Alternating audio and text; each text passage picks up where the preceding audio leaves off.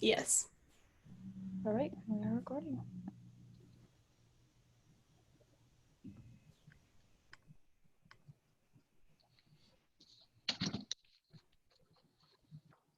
Good morning, students and families. Welcome to the Safety First, Safety Always presentation. The purpose of this presentation is just to pretty much talk about how we can keep you safe and how you can keep yourself safe while here at the Catholic University of America. My name is Kirk McLean, and I'm the Associate Vice President for Public Safety and Emergency Management. Joining me with this presentation is Louis Alar, who's the Senior Director of Environmental Health, Safety, and Risk Management. Can you give him a wave? Hello. Hello. Also, we have Andrew Salzman, University Info Security Officer and Director. Say hello, Andrew. So the agenda for this morning is to just talk about the Department of Public Safety's mission, or DPS. You're going to hear me use the acronym DPS quite often. The mission of DPS, who we are, some crime prevention, safety information. We're going to talk about emergency management, and we're also going to take questions. So in order to take those questions, what I would ask you to do is, as you have questions as they arise, just type them into the chat box. And then at the end of this presentation, we'll take those questions and we'll answer those as best as we can. So as far as the DPS mission, the Department of Public Safety mission, the Department of Public Safety in part has a mission of the responsibility of providing a safe and secure campus environment that is conducive to visiting and learning, working and living while here on campus. So you may ask, who are we? We are a entity, we're a component that works 24 hours a day, 7 days a week. We're a special police component, and we are commissioned by the Washington Metropolitan Police Department.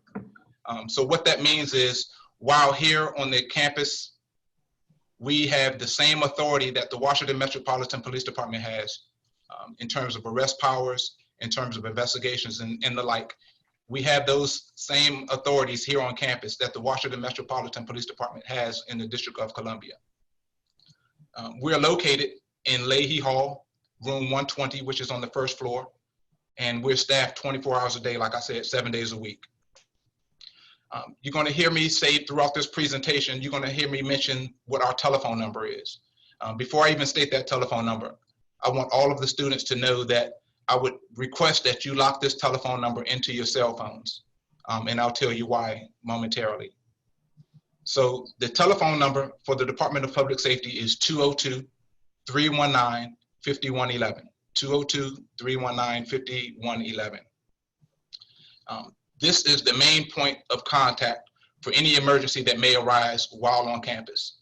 So if there's any situation where you feel threatened, if there's any suspicious situation where you want to report something, if you have any incident, any emergency medical incident at all, if you call that number that I just gave, 319-5111, it'll go to our communication center while on campus. That's the most important number to call.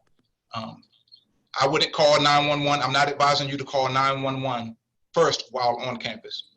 The reason that I say that is because if you call 911, it's going to go to the department, it's going to go to DC government, and it's either going to be funneled to the police department or EMS.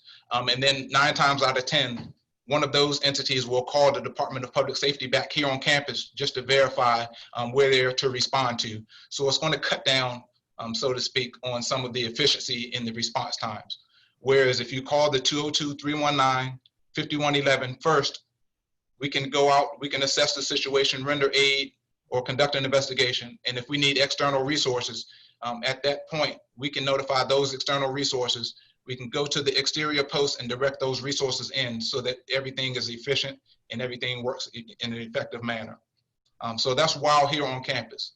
But if you're off of campus, if you're if you're not on campus where we don't have primary responsibility, then the best time to utilize 911 is at that moment. All right. So just to give you an overview of the campus community from a security standpoint, some of you already know we have at the north part of the campus, we have the Dufour Athletic Center. So the closest residence hall to the Dufour Athletic Center is Opus Hall. If you may already know that in between Opus Hall and the Dufour Center, there's a wooded area.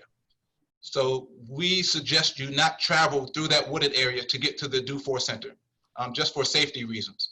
The Department of Public Safety, we want to continue to keep you safe. We take this very seriously, and we want you to make sure that you're walking along John McCormick Road in order to get to that center. Also along on the south end of John McCormick Road, we have the Catholic University Brooklyn Metro Station. So from that Brooklyn Metro Station, you can get to anywhere in the National Capital Region utilizing rail or bus service, and also get back to the campus here. On the far south end of campus, on the opposite end of Michigan Avenue, there's Monroe Street. That's where your Catholic University bookstore is. We also have jurisdiction there as well. So just an overview of campus. We all know that we are in the nation's capital and it's a metropolitan city, but also this campus is surrounded by a residential community, so we get that suburban feel as well. The campus is very safe and we want to continue to keep it like that. So that's the point of this presentation, just to let you know some things that we can do together collectively to keep everything safe.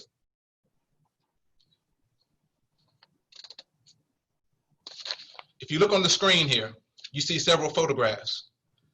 So if you look at the top left corner of the screen, the top left photograph, you see our communication center. In that communication center, if you call that number that I just mentioned, the 202-319-5111, it will go to that communication center, and dispatchers, live dispatchers will speak with you and take information, direct officers into you if needed, or direct officers to a situation to conduct investigations or emergency medical personnel. We also have the capability of monitoring surveillance cameras that we have scattered throughout the campus to also ensure that folks remain safe while here. If you look to the far right photo, you see one of our campus police vehicles. Get used to seeing those vehicles because we're driving around constantly doing surveillance, making sure folks are safe. And when you see us, give us a wave. When you see our officers driving those vehicles, please give us a wave. If you look at the lower left-hand screen, the lower left-hand photograph, you see one photograph of an officer on one of our police bikes, and he's at one of our emergency phones. So just to talk a little bit about the emergency phones, we have over 100 of those phones here on campus. And what those phones serve as is an added security feature for anyone in the campus community to alert our communication center of anything suspicious, anytime someone feels uncomfortable, or if they have any random question that they feel the Department of Public Safety could answer. You press that button on that screen there, on that panel, you can press that button and you will immediately be dispatched and be able to speak live with one of our dispatchers in that communication center. You can state what your emergency is, and you can converse back and forth. And if we need to dispatch an officer, I promise you, we can get someone to you to wherever that emergency phone is in under 2 minutes. I've tested myself, and I am true to that. We will get to you as soon as we can, and it will be under 2 minutes. Also, you see above that emergency phone, you see that I guess, round ball there. We have surveillance cameras that can be monitored in our communication center. So we have those all around campus for added security as well. If you look to the far right photo, you see a picture of a patch. So that's just the police patch that we wear on our left shoulders of our police uniforms, just so you're aware of who you may come in contact with when we're waving at you and we're speaking with you on campus. And of course, we are here to keep you safe, so we want you to know what we look like. It's also important for you to know that we also partner with other agencies, federal and local law enforcement. We share information just to make sure that we collaborate to keep everyone in the campus community safe. You heard me mention the Public Safety Customer Service Center. That Public Safety Customer Service Center is located in Leahy Hall as well. You all will become familiar with it because it's in the same building where the computer center is. So the Customer Service Center is staffed Monday through Friday from 7 a.m. to 9 p.m. and then on Saturdays and Sundays from 9 a.m. to 5 p.m. So you can pretty much walk into that Customer Service Center during those during those times and ask any question that you have, whether it's travel, whether it's a question about something closing on campus, whether you have something for lost and found. If you've lost some property and you want to perhaps retrieve it, this is the place to go. Or if you found something and you want to turn something in, this is the place that you would go, the Customer Service Center in Leahy Hall. Again, any general questions can be directed there as well, or any request for police service. I was reminded of one by my colleague Andrew that say if you have a roommate who is off campus, maybe miles away from campus, and they need a ride home, if you walk into that Customer Service Center, or if you call us at 202-319-5111, we'll make sure that we get you back here on campus safely. Let's talk about crime prevention and safety. So I spoke about the communication center and how we dispatch officers and we receive calls for service. That's one component. But we also have safety escort services as well. So if you go to that emergency phone, or if you call the communication center, we'll escort you. We'll literally respond to wherever you are, and we'll escort you to your dorm room or to another facility, just to make sure that you're safe. We also have technology, and my colleagues will speak about this later on in this presentation. We have technology called Rave Guardian. What Rave Guardian is an app that you can download to your mobile device. And on that mobile device, you can designate a virtual guardian. So for instance, once you download the app, Rave Guardian, and there comes a time where, say it's 8 o'clock in the evening and you're traveling to the bookstore, and you can set up a virtual guardian to call you at a specific time. So say 9 o'clock. If you're not back at your dorm by 9 o'clock, a timer will go off. It would alert your virtual guardian. Your virtual guardian can see exactly where you are because you designate them as a guardian, and they can call you. And if you don't respond, they have at least your geographical location so that they can alert authorities and just to ensure that they know where you are. And you designate that, and you designate those those virtual guardians in the Rave Guardian app. So you know how to report a crime. We also do crime alerts. So my colleagues are going to speak about this as well. But when you set up your profile on campus here, you can set up to how you receive crime alerts. The Department of Public Safety at times will send, safety alerts through various means. It could be via email, through cell phone, text messages, a voice call, and through the Guardian app and otherwise. You set up those features of how you want to receive those through your communications here, and we'll elaborate that going forward. In the Department of Public Safety, we also have crime prevention and training specialists. So throughout the season, throughout your semester, you'll get prompted to meet and to get trainings from our training specialists on various topics as it relates to your safety and how to remain safe while here on campus, because that's very important to us. In the Department of Public Safety, we also have an investigative component. So we have investigators that will investigate anything from, automobile collisions to administrative infractions to criminal activity. And we take those investigations very seriously as well. Very happy to share that not much criminal activity happens here on campus, and we want to keep it like that. I do want to speak about thefts. Anytime you're in a location where you have either a laptop or a cell phone or anything of value, just like anywhere, no matter where you are, you want to keep those items with you. So say, for instance, if you're in an open area and you have to use the restroom, or you're in the library and you have to use the restroom, our advice is to take those items with you, put them in your backpack, and handle your business. And that way you're sure to know that your items will be with you at all times. Same thing with your dorm rooms. Whether you have a roommate or you don't have a roommate, please ensure that you lock your doors behind you when you're leaving out to either go to the restroom or you're leaving for an extended period of time. We want to make sure that your items are kept secure and your valuables are there when you return. So if you're leaving your roommate behind, please work out a plan with your roommate to lock the door once you leave. And if your roommate is leaving as well, make sure both of you lock the doors behind to ensure that your property is there. We all have been issued the Cardinal card. In that Cardinal card, it gives you access to enter any remote access location by scanning that device on remote doors. I want to remind you not to let anyone into those residence halls or any building that doesn't have one of those cards. If they are supposed to be there, they can get there on their own. Whether you're from Washington, D.C., this area or not, you may be aware that the District of Columbia has decriminalized marijuana for the age of 21 and above. However, it's still prohibited here at the Catholic University. So I'm going to just touch on a few things that relate to that, that are in the Student Code of Conduct, the Code of Student Conduct. And I would encourage all of you to, at some point, I know that you're in the middle of your studies and possibly reading the Code of Student Conduct is not something that you really want to do, but I assure you that if you read it and you familiarize yourself with it, at least somewhat, that it would keep you safe and you will have a smoother session here. So to access the Code of Student Conduct, you already have an app. You should have an app already, a Catholic University app. If you go in and you find the Code of Student Conduct or type it in the search box, you will find it and you'll see exactly what I'm speaking of.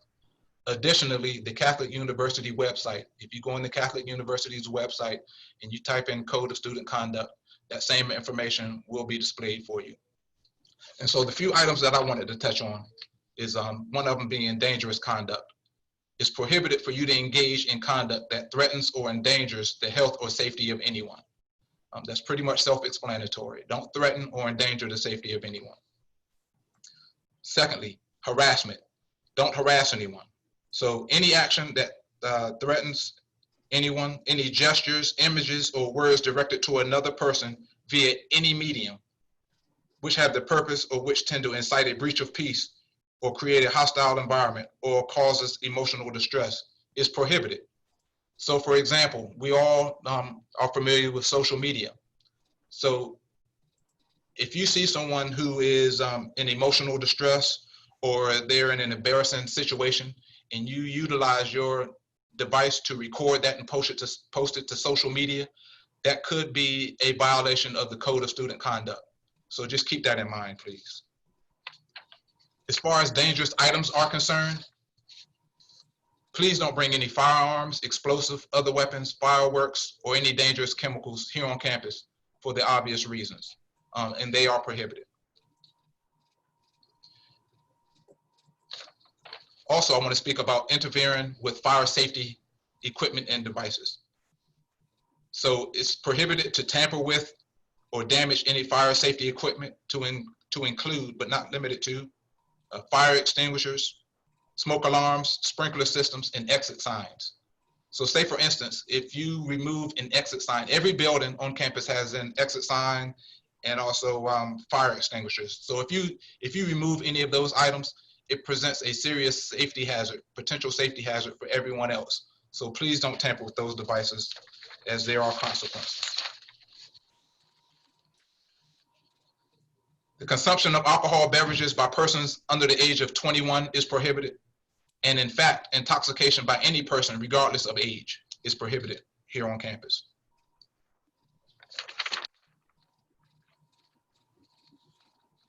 As we're also talking about safety, I want to share with you that walking in pairs is something that the Department of Public Safety truly promotes. So if you have roommates or other folks that you are very comfortable with, or folks that you have to walk to class with, or if you're working out, please walk in pairs for safety. That's something that we truly promote because it keeps everyone safe and there's an accountability factor there. And then let's not forget that we are in the middle of a pandemic. So I know you've been getting beat up pretty recently about wearing face masks, but please continue to wear those face masks. And I would ask that you not fall victim to peer pressure with your colleagues, maybe not wearing theirs, because at the end of the day, we have to continue to keep everyone safe. And we've been seeing the news reports of what's been going on around the country with other universities. We just want to keep everyone here in the campus community safe. So again, I'm very excited to be here. I'm very excited to be one of the persons responsible for your safety. And without further ado, I'm going to pass it over to my colleague, Louis Alar, who's going to speak about emergency management. Hey, Luke. Hi, Kirk. Thank you. And good morning, everyone. My name is Louis Alar. I go by Luke on campus. I'm the Senior Director for Environmental Health, Safety, and Risk Management at the university. Our department works hand in hand with Kirk's Department of Public Safety. Kirk's in charge of all the police security, and he's the emergency manager. So they're the 24-hour first responders. Our department is a little different. We're under the facilities area, and we handle all the fire safety, hazardous materials, risk management, insurance, occupational safety. If you want to drive, many of you will need to drive university vehicles in your 4 years here. You'll come through our department to become an authorized driver. So things of that nature. One of the things that we're going to talk about today are how we handle emergencies, how our plan is integrated with the District of Columbia's plan, what the notification process is, and then what that emergency response is. It's going to be we're going to simplify it by saying it's either going to be evacuate or shelter in place. So let me start with a little bit on how we manage the emergencies. The university has an emergency management plan in place that mirrors the District of Columbia's emergency management plan. And Kirk and the public safety have the first responders, and they have one element of it. But in a true emergency, you need a team, and we are here to support them with this and support the university. And there's 15 different emergency support functions across the campus that are activated in an emergency. It's everything from providing food, emergency procurement, managing energy, utilities, infrastructure, technology, delivering food. And this year, this emergency plan has been activated, and all its teams have been running pretty much since March. So it's been tested and proven, and it's scalable. So, but it also handles multiple emergencies, and it's an all hazards approach. So I wanted to talk about another emergency or something else that may come up on us.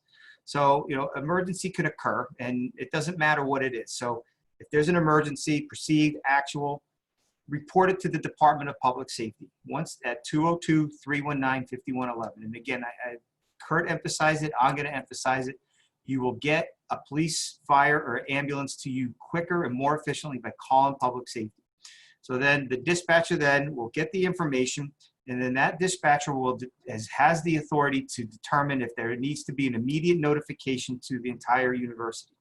So that ranking the DPS supervisor will say to the dispatcher, hit the button. And so what that means then is it will activate CUA Alert. And CUA Alert is part of the Rave Guardian app that Kirk talked about. However, you're already enrolled in CUA Alert. So the whole university then gets multiple layers of notifications of the emergency.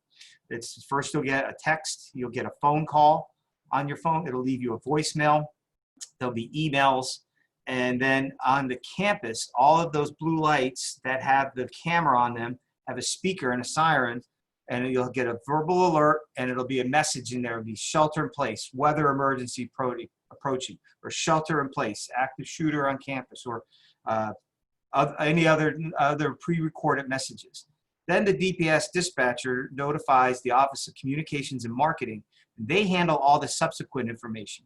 So based on the first notification from dispatch, it's going to be just a very generic, general announcement that says, hey, stop what you're doing. Things are no longer normal. We got something going on here that you need to be aware of. Stay put.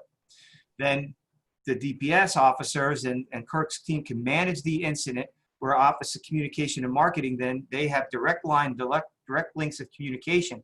They're going to be able to push out the real-time information on the social media and follow-up emails and follow-up text messages and follow-up voicemails. So you'll get the more detailed information, such as, hey, stay away from McMahon Hall, or stay in place up at Dufour. So then you'll have more specific information as the emergency materializes, and we get more of this, what we know and how to respond and get information back to you. So as we go through this, there really is only two actions that we're going to do, and I talked about shelter in place.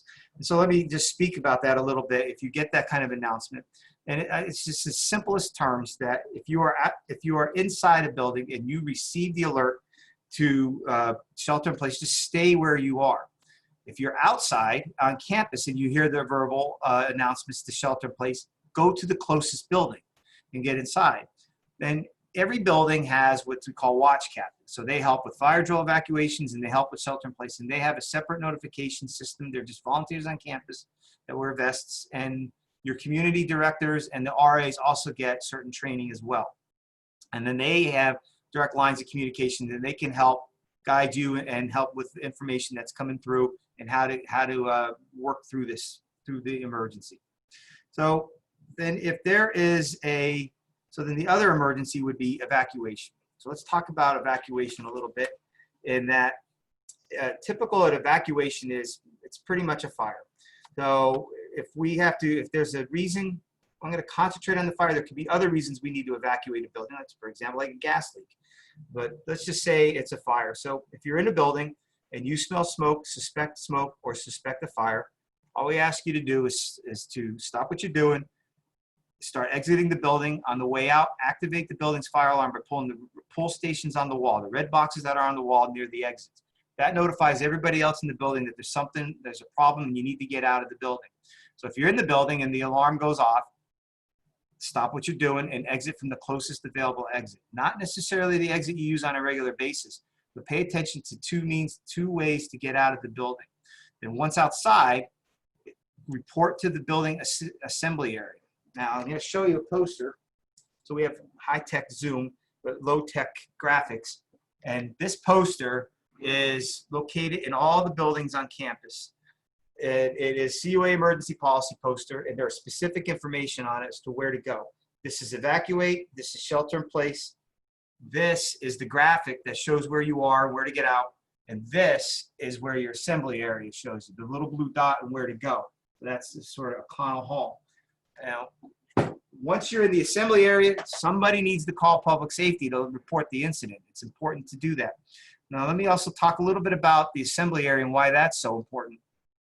If we all go to the assembly area, we don't know who's in a building at any given time. And this is where you live or where you learn. So if you're in an academic building, look at those posters as well and know the assembly areas for your academic buildings as well as where you live. Because the alarm can go off or emergency can happen in any of those buildings. So you're away from the building and to a central spot that allows the fire department to have access without you interfering with them. But then we don't know who's in the building at any given time. And if you're all in the assembly area together, we could, and you could say, hey, wait, I was in the building with so-and-so and they're not here. We could report that and send the fire department to go looking for those people that they could possibly be still trapped in the building. But if that person decided to go to the prison or decided not to stay in the assembly area, we theoretically could have just put firefighters to search for a person in a burning building that isn't there.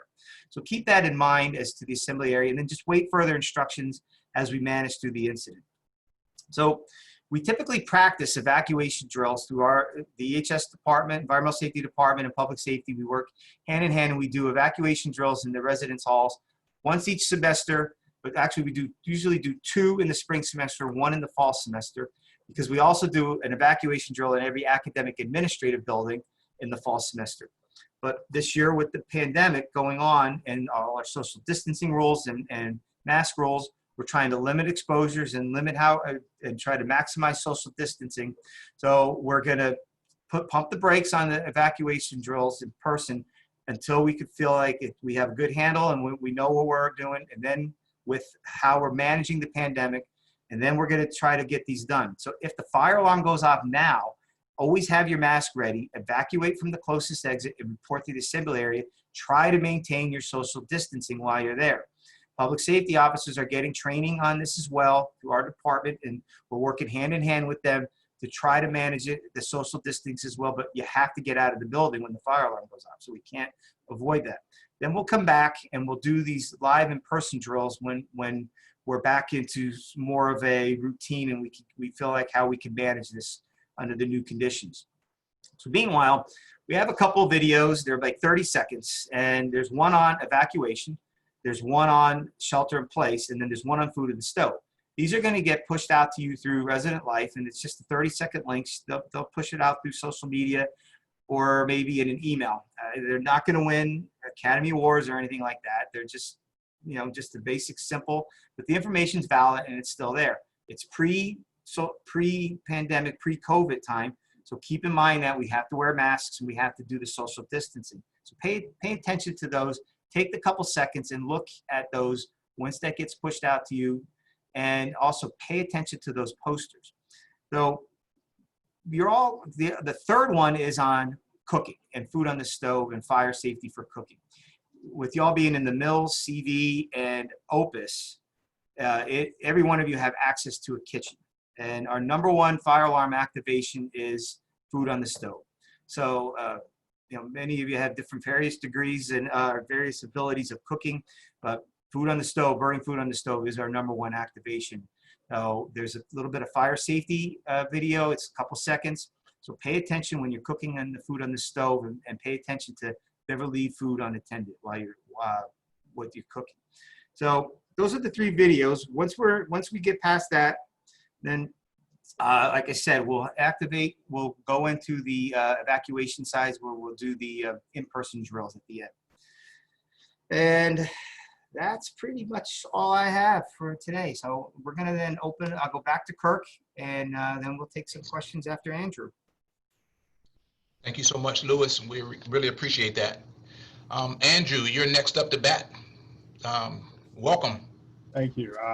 Andrew Salzman. I am a information security officer here at the university. So I deal a lot with our IT enterprise systems and a lot with our user interfaces for all of our applications. So I just wanted to touch on the Rave alert system that Kirk had mentioned and Luke had mentioned. And this is an all-campus alert. It feeds in from information that you provided to us in PeopleSoft. So every student is already loaded into our campus alert system, both phone, email, and other contact information if you provided it. If you want to have parents who also may want to receive emails or probably text messages at the same time, you can go to cualert.cua.edu. You log in with the same network user ID and password you log in everywhere else, and you can scroll down the screen to be able to add a secondary phone. If you put your parents' phone number in there, they will get alerts at the same time. And I'll just share that invariably, if there's an alert that comes out, and we do drills throughout the year, that drill will happen in your parents' time zone whenever it happens. And so that's the same place you'll go into later on if your parents, for example, ask you to remove their names and numbers from the CUA alert system. There's separate communication that goes to parents. The focus of this alert system is really to deal with people who are on campus that have the best need to know, and it's more or less a one-way communication. It will give a lot of information, and it will zap you everywhere, every possible way it can. But again, the information is fed to us from PeopleSoft or from Cardinal students, so we already have information in there. If you want to double check it, or if you see the information in the CUA alert is wrong, that means it's likely incorrect elsewhere we have it. So if you can give us a heads up, that would be fantastic. If you have any questions about technology, if you can't get into an account, you need help resetting passwords, you think you should have access to something you don't, or anything, just email techsupport@cua.edu. It'll generate a ticket in our system, and we will get in contact with you and talk to you. We're also on site, also in Leahy Hall, room 117, where we have a 24-hour computer lab, printing facilities, and technicians there from about 8 to 9 in the morning, all the way through about 5 or 6 in the evening. Depending, sometimes we're out in classrooms helping out. But there will usually be someone there to give you an assist. We do check the information on weekends as well, so give us a ring or give us an email, and we look forward to seeing you. Actually, I'm very excited to see students back on campus, so very much welcome. I am looking at the chat, and the only question so far we've had is about the university stance on pepper spray. So, Kirk, is that something you can talk to? Sure. So pepper spray, by DC law, it is allowed by citizens. There is a policy on it. And what I would recommend is if you have pepper spray, it's not supposed to be utilized for anything outside of, self and personal protection. There is a policy on it. Please go to the policy and review it and read it. But there is not a prohibition against pepper spray on campus. So, but please read that policy. Thank you for asking that. And if there is anything in particular that you want to speak more in depth on about that, please reach out to me. And I would encourage anyone, now that I have our information on the screen, please look at the screen and please jot down all of our contact emails if you have anything specific to ask that we don't ask today, or that you didn't get around to asking that question today. Now is the time to continue to type those questions in. Kurt, if I may, I did omit one thing. That's why I was sort of fumbling at the end there, searching for it. I knew there was one other thing. You know, going back to some of the fire safety in the residence halls and just give you all a little bit more sense of comfort in that, you know, with food on the stove or fire safety, all your buildings are sprinklered. So what that means is there's a fire sprinkler system that if there is a fire, the sprinkler system will contain the fire and extinguish it as it's working. Now, what happens when that is you get a lot of water out of that and it continues to flow until somebody actually comes in and shuts it off, like 10 gallons to 15 gallons a minute. That's a lot of water.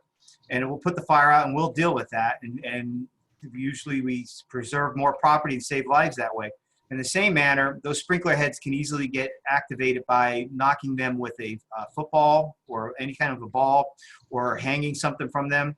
And again, it will be about 10 gallons, 15 gallons a minute, some dirty, nasty water. So cleaning up a flood and dealing with that from a fire is one thing, but I think everybody would be a little more upset if it was by damage from having that flood. So pay attention. The sprinklers are there. It gives you a sense of comfort, but there's a lot of water sitting on the backside of those heads.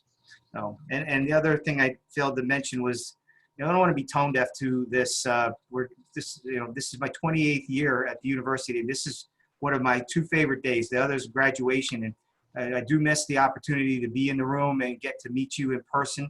But I'm so grateful that we're able to have you here, and we're excited to have you here and be in this Zoom. And we're going to have a bond like none other since probably 1918.